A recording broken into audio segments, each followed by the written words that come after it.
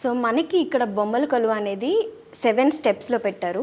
So మొదటి స్టెప్లో చూసుకున్నట్లయితే మనం ఏ పూజ చేయాలన్నా ముందుగా విఘ్నేశ్వరునే కొలుస్తాం.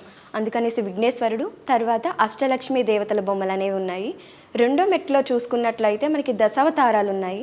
అలానే మూడో మెట్లో చూసినట్లయితే పురాతన కాలంలో ఎలా అయితే పెళ్ళిళ్ళు చేసుకునేవారో ఆ పెళ్ళిళ్ళను ప్రతిబింబించే విధంగా ఈ బొమ్మలు అనేవి ఉన్నాయి.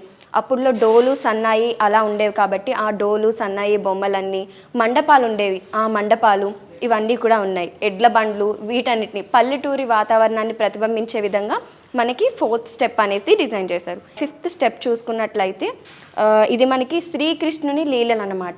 ఈ చివరి నుండి ఆ చివరి వరకు ఆ శ్రీకృష్ణుడు ఎలా చంపారు అదన్నీ కూడా ఈ స్టెప్లో ఉన్నాయి. 6th స్టెప్ చూసినట్లయితే రామాయణానికి సంబంధించిన ఆ ఇతిహాసాలు కానీ, ఆంజనేయ స్వామి